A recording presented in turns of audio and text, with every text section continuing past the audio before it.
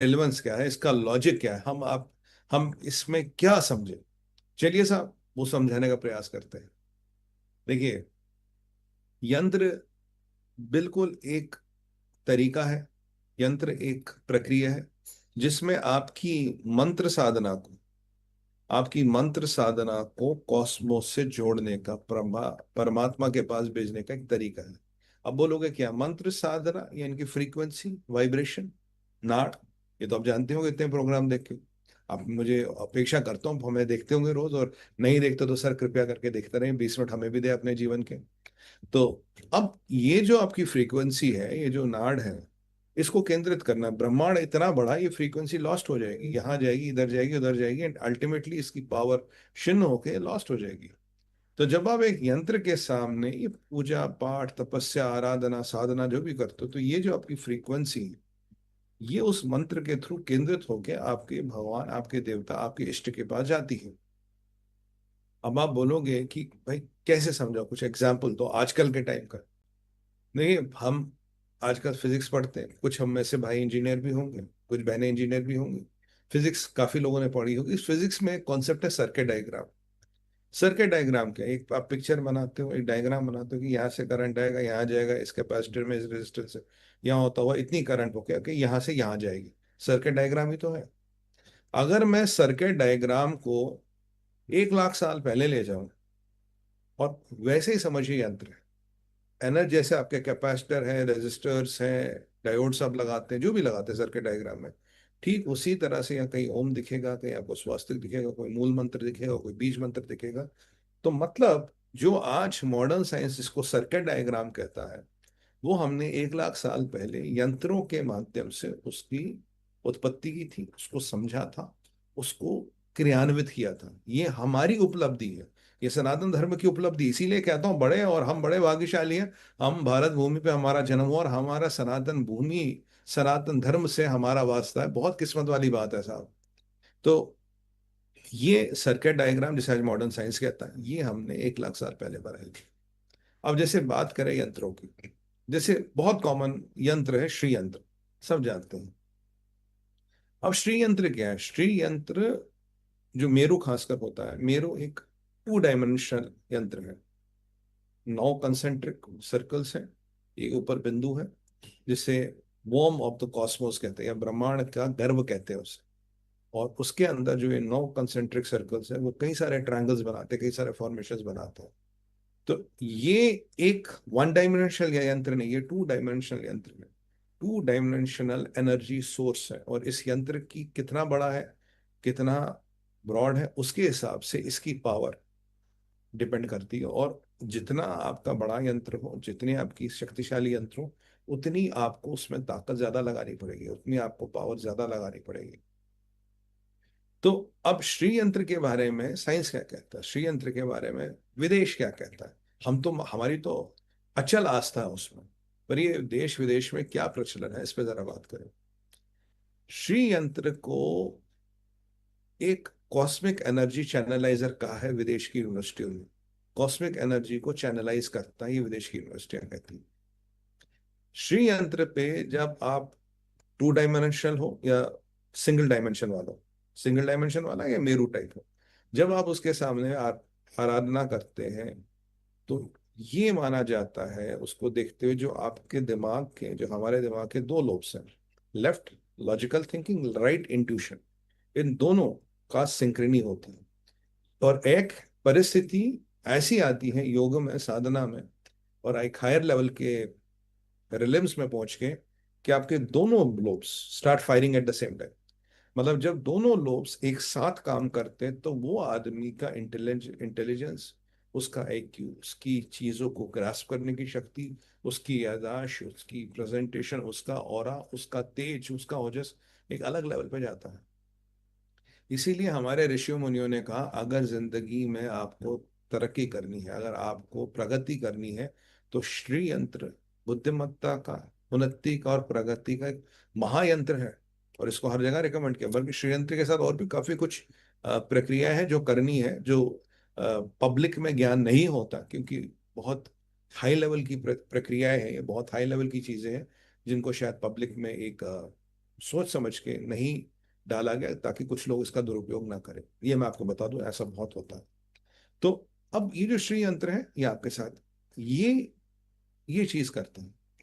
अब एक मॉस्को की यूनिवर्सिटी में एक रिसर्च हुआ, यहाँ नहीं, मॉस्को में यूनिवर्सिटी ने श्री यंत्र पे रिसर्च किया, और उन्होंने पाया जब श्री यंत्र के सामने आप बैठ के मेडिटेशन करते हैं तो एक एमआरआई के माध्यम से उन्होंने देखा जो हमारे ब्रेन को बनाती है सेल्स, न्यूरॉन्स, उनमें जब वो फ्रीक्वेंसी जो मंत्रोच्चार होता, अगेन मंत्र अलग अलग है, किसके मंत्र हैं, क्या किस तरह का मंत्र है, डिपेंड उस पर भी करेगा।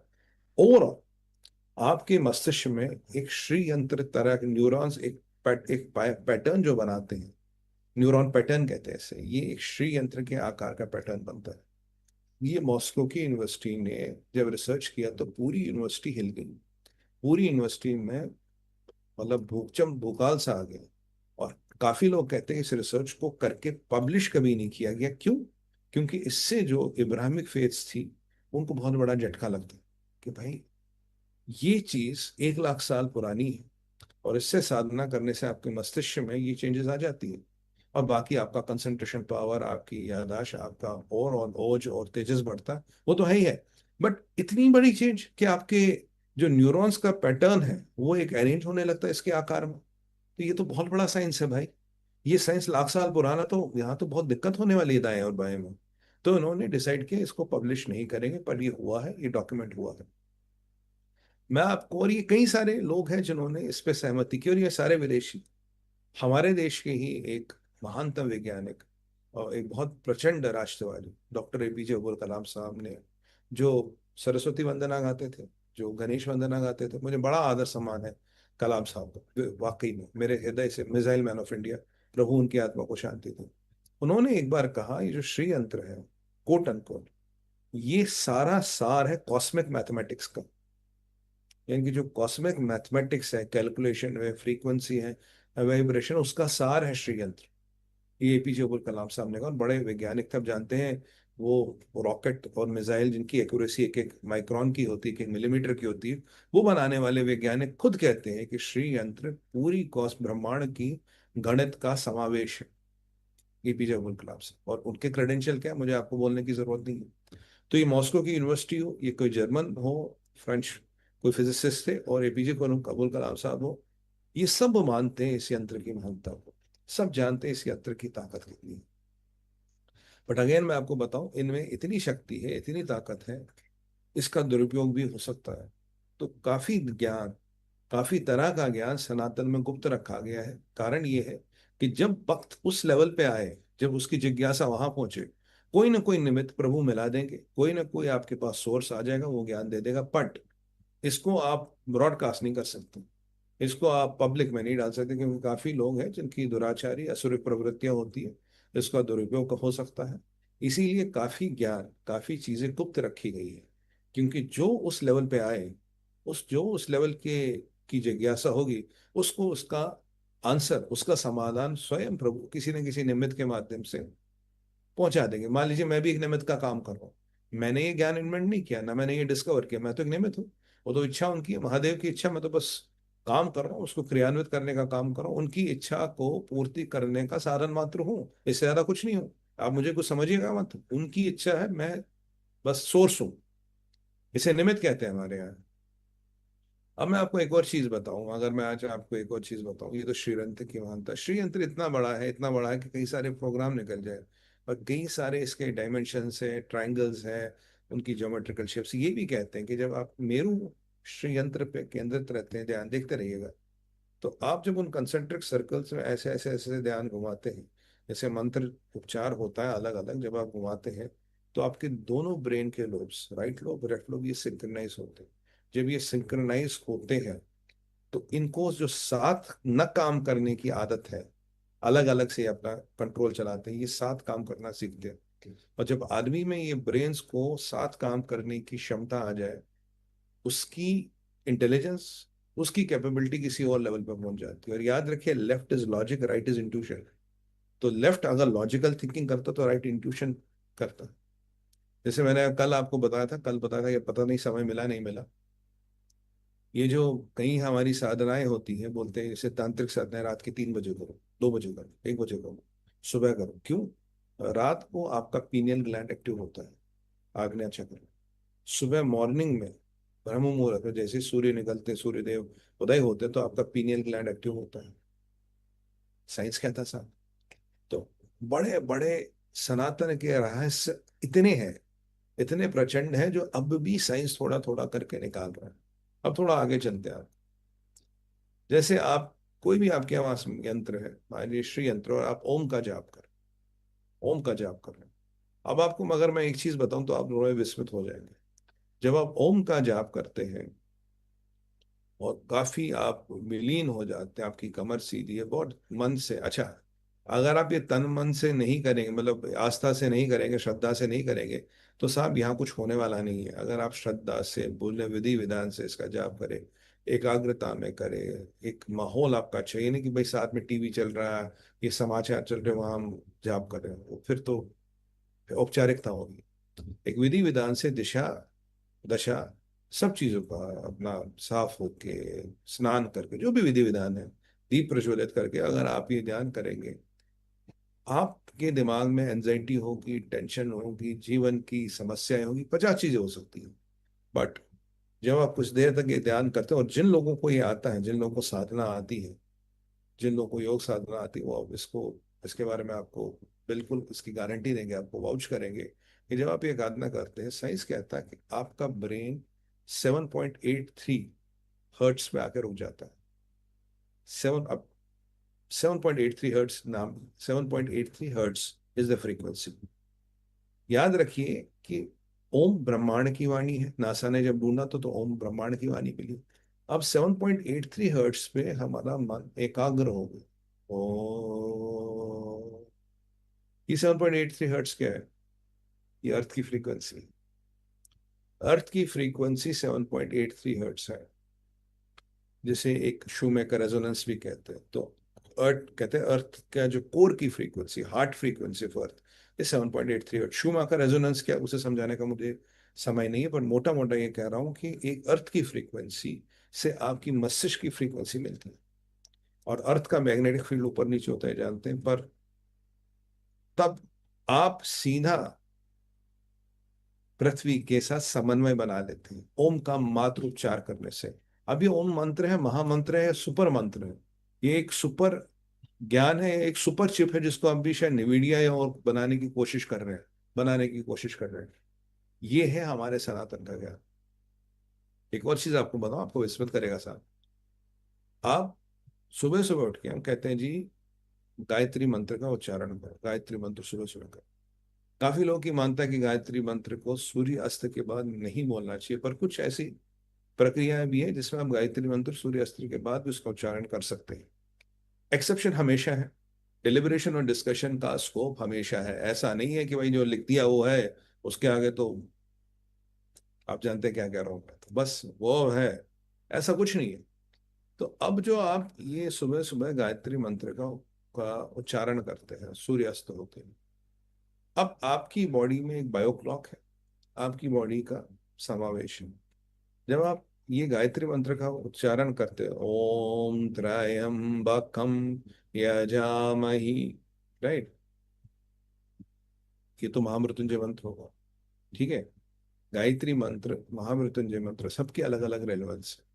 अगर आप मैं ये आपको बताऊं, जब आप गायत्री मंत्र का उच्चारण करते हो, ओम भूर्भुवः स्वः तत्सवितुर्वरेण्यम भर्गो देवस्य धीमहि धियो यो नाहि प्रचोदयात्, अगर आप प्रॉपर तरीके से करें तो आपकी कई सारी फ्रीक्वेंसियां इस मंत्र के माध्यम से आप बोल रहे हैं।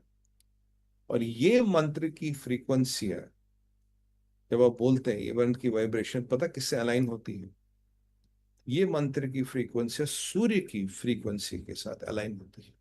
ये जो वाइब्रेशन निकलती है, जो फ्रीक्वेंसियों का उच्चारण, जो नाड़ होता है, नाड़ हम बोले अपने, मैं थोड़ा सनातन और मॉडर्न साइंस का समावेश करके चलता हूँ। जो नाड़ है, ये नाड़ कहीं ना कहीं सूर्य की फ्रीक्वेंसी से मिलता है। तो आपका शरीर, आपका कहा हुआ गायत्री मंत्र, जिसे महामंत्र भी कहते हैं, ये आपके शरीर को, आपके मन को, मस्तिष्क को और आपकी एकाग्रता को, यानी कि आपकी बॉडी को सूर्य की फ्रीक्वेंसी के साथ मिलाते हैं। अब जीवनदायक, जीवन का स्रोत इस पृथ्वी पर सूर्य है। जो भी जीवन संभव है सूर्य। अगर एक न्यूक्लियर रिएक्टर की परिपेक्षा करें तो ऐसे करोड़ों रिएक्टर, ऐसे अरबों रिएक्टर सूर्य के अंदर है। और न्यूक्लियर रिएक्टर की तो फिर भी लाइफ है, सूर्य की तो कोई लाइफ ही नहीं है। सूर्य का तेज तो करोड़ों अरबों रिएक्टरों से बड़ा है। आज हम न्यूक्लियर बॉम्ब या न्यूक्लियर रिएक्टर की बात करते हैं, न्यूक्लियर रिएक्टर कुछ नहीं है, सुपर सुपर न्यूक्लियर रिएक्टर। तो आप, जो जीवंत ऊर्जा देने वाला सूर्य है, आप अपने शरीर की फ्रीक्वेंसी, अब अपने शरीर का जो सिस्टम है, अपनी बायो क्लॉक है, उसके साथ, सूर्य के साथ अलाइन करते हो। और ये जो मंत्र है, ये एक महामंत्र है। इसके द्वारा एक तो ये सूर्य देव का बखान करता है, ओम, राइट, उसके या किसी भी देवता का मंत्र उनकी महानता को दर्शाता, पर जो फ्रीक्वेंसी है, जो उच्चारण की विधि है, और उसमें अगर आपके पास यंत्र हो, वो अभिमंत्रित हो और आपके कांस्टेंट पूजा पाठ करें, तो ये जो शक्ति है ये चैनलाइज हो जाती है डायरेक्ट डेटी के पास। अगर हम सूर्य की बात करते हैं और हमारे पास एक यंत्र है जो अभिमंत्रित है और जो बिल्कुल एनर्जाइज्ड है, तो हम रोज करें तो ये बिल्कुल इधर उधर ब्रह्मांड में ना घूम के, ये जैसे सर्किट डायग्राम, यहाँ से करंट को लेता है और वहां तक ले जाता है, बीच में कैपेसिटर, डायोड, रेजिस्टर, इनसे होता हुआ ले जाता है। तो ठीक उसी तरह से यंत्र भी ऊर्जा को केंद्रित करने का काम करता है। और यही आज जो है उसी का समावेश हम यहाँ बात कर रहे हैं, वही हम आज इसकी बात कर रहे हैं। तो ये बहुत बड़ी चीज है, ये बहुत बड़ी आपको मैं चीज बता रहा हूँ, ये गायत्री मंत्र की ताकत है। तो गायत्री मंत्र कोई ऐसा ही मंत्र नहीं है, सूर्य के समय, सूर्य के उगते ही इसका उच्चारण क्यों करें, मैंने आपको बोल दिया। अस्त पे भी अलग विधि है, उसमें नहीं जाऊंगा आज, कभी जाएंगे उस पर। और मुझे नहीं लगता कि ऐसी चीजों की पब्लिक ब्रॉडकास्ट पे बातें करनी चाहिए। बट हाँ, विधि है, तरीका है, मैंने आपको बता दिया। इसके अलावा एक और चीज मैं आपको बताता हूँ। मंदिर में जाते हैं साहब, तो कहते हैं मंदिर में आप जूते हाथ वाथ धोइए, फिर पहले घंटी बजाइए, प्रभु को प्रणाम करके टन टन, फिर अंदर जी जाते, फिर बताइए अभी घंटी क्यों? जो इतनी बड़ी सी घंटी होती है, 3 बार बजाओ, टन टन टन, काहे को बजाओ? 5 बार ना बजाओ, 25 बार ना बजाओ, नहीं बजाओ तो? ऐसा नहीं है कि मंदिर में आपको एंट्री नहीं मिलेगी, हमारे सनातन धर्म में सबका समावेश है। बट जो मंदिर की घंटी है, जब ये बजती है 3 बार, और एक पर्टिकुलर साइज और एक पर्टिकुलर मेटल की घंटियां बनती है, मोर ओवर आवाज हर देश में हर मंदिर की घंटी की सेम होती है। जो फ्रीक्वेंसी है 380 टू 450 हर्ट्स की जनरेट होती है। ये फ्रीक्वेंसी एकदम यूं आपके दोनों लोब्स को केंद्रित कर देती है। तो जब आप मंदिर में जाए तो आपका जो द्वेष है, जो ईर्ष्या है, जो सब चीजें, उनको पीछे करके आप मंदिर में एंटर करते हैं, तो दोनों लोब्स की फ्रीक्वेंसी को एकदम चैनलाइज करता है मंदिर की घंटी, उसकी फ्रीक्वेंसी 3.80 टू 450 हर्ट्स। और वहां ओम से 783 हर्ट्स पे अर्थ की फ्रीक्वेंसी से मिलाता है। कहने को बहुत कुछ है, अभी हमारा सफर चलता रहेगा और आप जुड़ते रहिए। अभी मेरे आपसे 2-3 निवेदन है जिसके बारे में बात करना है। मेरा एक सुमित पीर कलेक्शन है, जिसकी वेबसाइट है sumitpircollections.com। उसको में आपको अभिमंत्रित रेंज ऑफ प्रोडक्ट्स मिलेंगे जीवन के वेरियस समस्याओं को ठीक करने के लिए। इसका अभिमंत्रण और इसकी प्रक्रिया मेरी गारंटी है, ये सनातन का संकल्प है, ये कवच है आपके और आपके परिवार की अच्छाई के लिए, बेहतरी के लिए। एक मेरा इनिशिएटिव है sumitpir.com, जिसमें मैं एडवाइजरी देता हूँ, life, business, immigration, finance, relations, किसी को भी लेके आप sumitpir.com से के माध्यम से आ सकते हैं। ईमेल भी है, व्हाट्सअप भी है, मेरी टीम से आप संपर्क में आ सकते हैं। एक मेरा यूट्यूब चैनल है साहब, भारत विचार, देश विदेश की खबरें, क्या अपडेट है लेटेस्ट, वो आपको वहां मिलेगा, सब्सक्राइब करिएगा। और यहाँ छोटा सा इनिशिएटिव है सनातन वाणी व सुमित पीर, जिसमें धर्म की बातें होंगी, धर्म का प्रचार होगा, सनातन का प्रचार होगा, मेरे जो जीवन का उद्देश्य है उसको भी कृपया सब्सक्राइब करें। और इसी के साथ अपनी वाणी को पूर्ण विराम दूंगा अभी तक के लिए, आज के लिए, और फिर आपसे फिर मिलेंगे। फिलहाल नमस्कार, भारत माता की जय, वंदे मातरम, ओम नमः पार्वती पतया, हर हर हर महादेव। हर हर महादेव। सनातन न कभी शुरू हुआ था और ना ही कभी खत्म होगा। इस धरती पे जन्म लेके मैंने सिर्फ एक संकल्प लिया है, अपनी संस्कृति को समझूं, श्रद्धा से जीऊं और सनातन की अग्नि को हर मानव तक पहुंचाऊं। मैं हूं सुमित पीर और ये